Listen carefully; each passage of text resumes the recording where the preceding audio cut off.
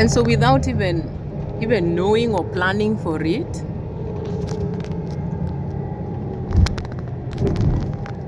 they just become so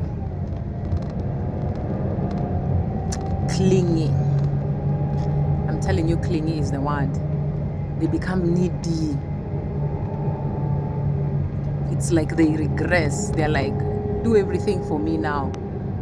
And if you don't do it for them, or if you don't meet it immediately, that need of theirs, that if they don't have their gratification met immediately, there's a lot of whining, sulking, you know. So that's the thing about, and so when you're little children, I guess they just will give you an extremely hard time. And so while you might be saying you're on holiday, you might actually get really, really exhausted. So when you're doing teenagers and young adults, there's no difference in just the simple explanation that I've given, right? So if you have little kids, you can share the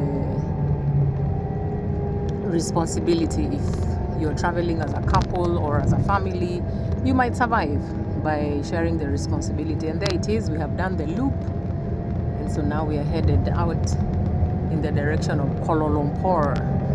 So yeah, I was saying, when you have somebody to support you with them, it might be better, because at the end of the day, you can't just leave them and say they'll be okay for a few hours, let me go and decompress or do something I like, or meet people and have adult conversation. So that's the privilege of traveling with teenagers and young adults, right? You're like, you're gonna be fine for a few hours, and you bail, and you go for meetups, and you talk to adults, and you just have at least a few hours of somebody not going like, mom, I want this, do this for me, I need that, oh my God. So for me, that's what I found. And it's not even like a problem that needs to be fixed. I don't look at it like that. I don't look at it as a problem. I just look at it as a natural occurrence that will happen when you travel, because the dynamics switch. Like I said, you don't have routines as you usually do at home, and I think intellectually they don't catch up, you know, with the shift in dynamic. And at the end of the day, I don't think there's a single child who will ever turn away from being the center of the universe and being catered to. Never. It will never happen. So it's natural that they will just become clingy and moody if they don't have instant gratification. So yeah, that's just a thing I have noticed. And for me, at the end of the day, I would say, why travel with little children who won't even remember? They'll just see it in photos. But that's my opinion. Of course, I know there are people who have a different opinion, and that's fine. That's fine. I'm just saying, it's crazy when I go like, oh, do you remember when we went to such and such a place? No, I don't. And I'm like, oh my God. And that time, bwana, hey, umepanga, umebudget, umesave, sijui, umejinyima, sijui nini. For you, it is so awesome. It's amazing. It's excellent. For them, they don't even remember. You can't even feel bad about it, you know? KLCC up ahead. We've made good time. Kama naona signposts za KLCC, you're doing well.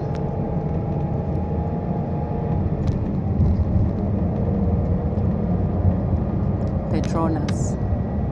Petronas is the one that has the Twin Towers of Malaysia, where you go to the observation deck and then you also walk the bridge.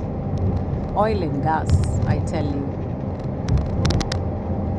I saw they are in Kenya, but not in terms of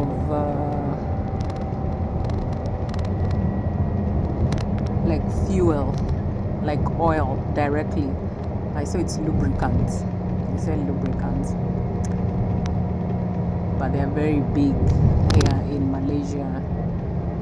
They sponsor the Singaporean Grand Prix, so they are a big deal.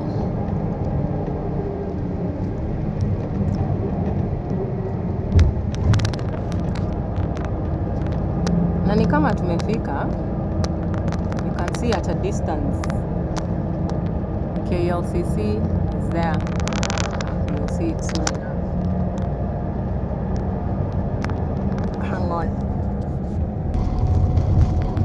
We come to the opposite side of the road.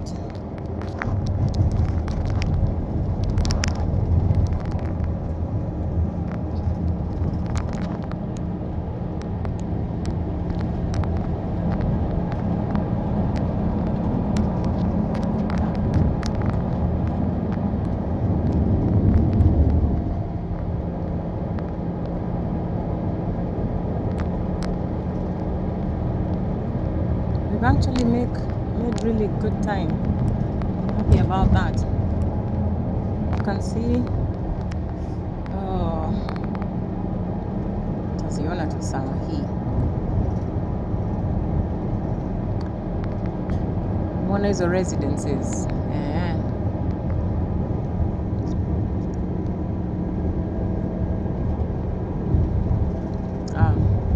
I know this place.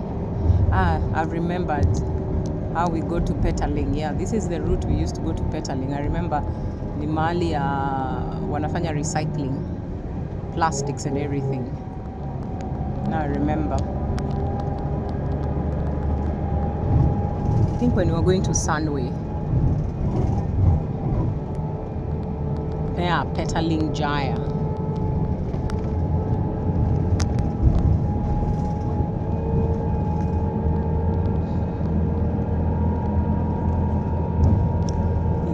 Mapema nitaingia mtaa.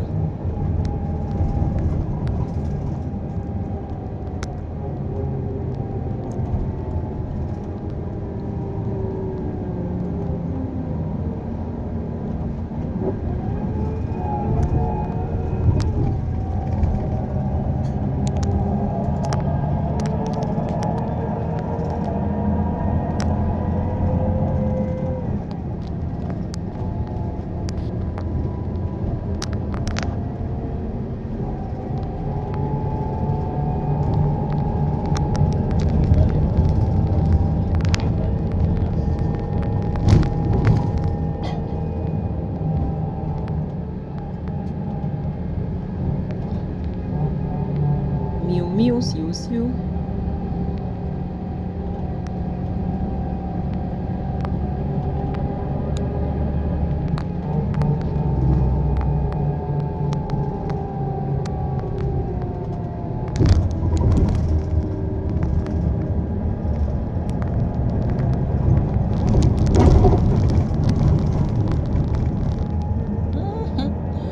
See bottle amjashinda. It's just a a rough stretch. Nilikuwa nimefurahi. Poleni. Oye.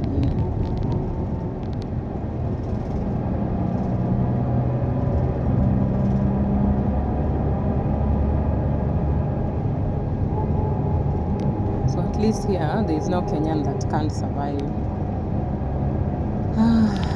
in this place.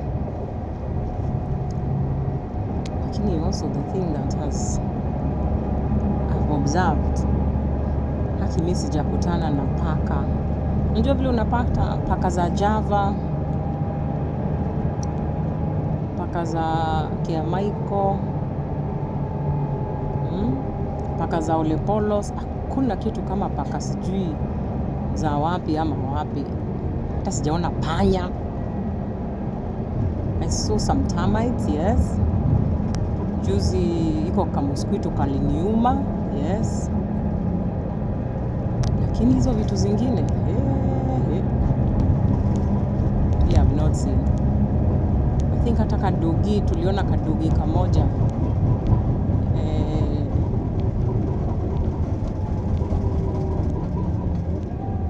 Inaitangwa the new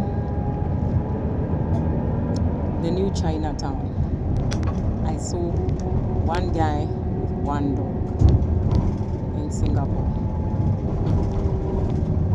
for a pet. Lakini mimi sijaona paka za raundi mwenda, nope. Mbwa raundi mwenda, nope.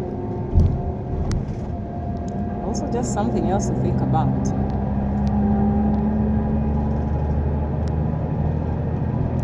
Ooh, surprise.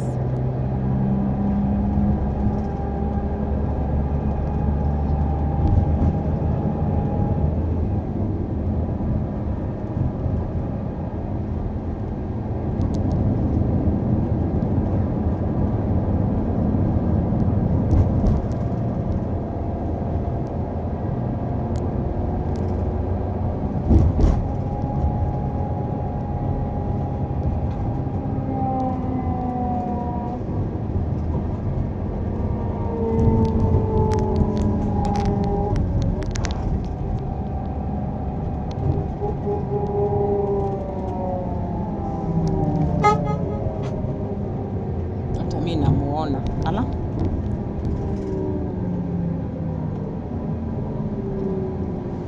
I think huku the rule is hoot only if you must. If you don't have to, don't. Naona speed limit bado ni 80 kph.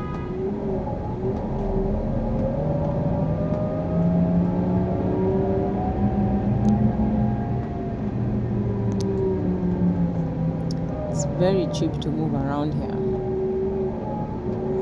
You can see you can use the metro, the bus. Uber ya huku inaitwa Grab.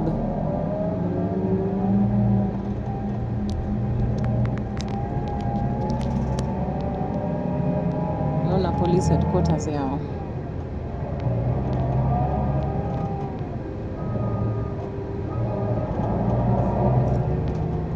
Naona Bukit Bintang Center. That's where we are headed. Unaona Petronas at a distance pale.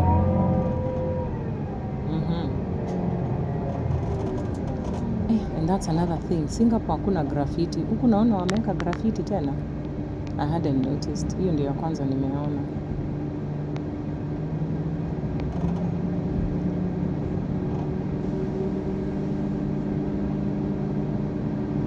Jalan Hang Tua. I could be pronouncing it wrong.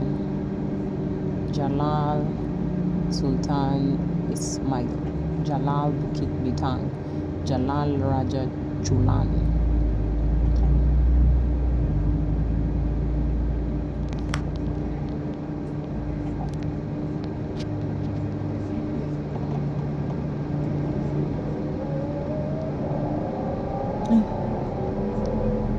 Dereva ametupeleka vizuri. We've done well.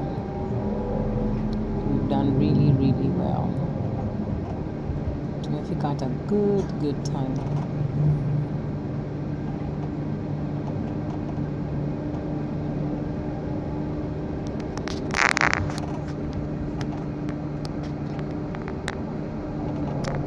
Observation deck ndio hiyo. From a distance,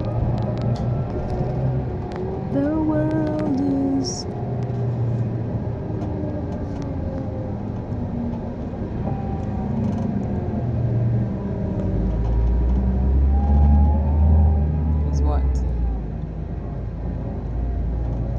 Thai village.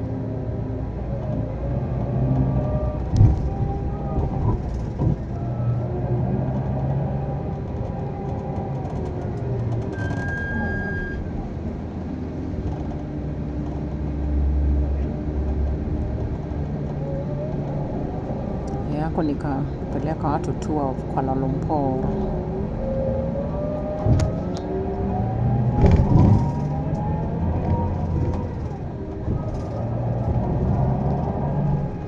Not the same as basi ya kawaida. Hii unalipia, unazungushwa sights and sounds.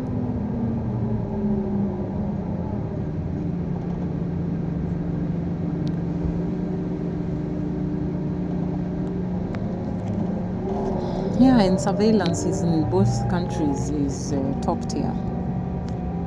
Every place is surveilled, every time.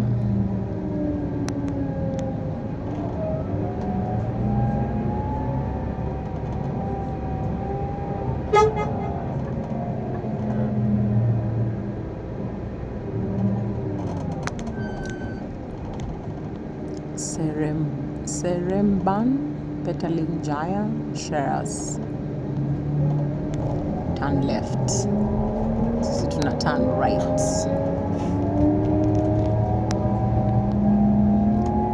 Kafanya U-turn.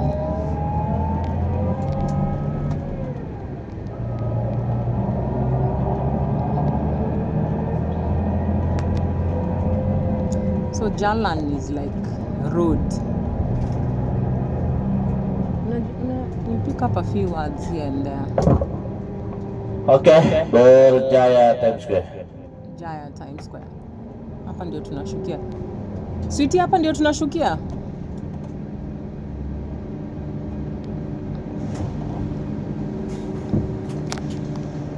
Ajui, mimi sijui, hebu nimuulize.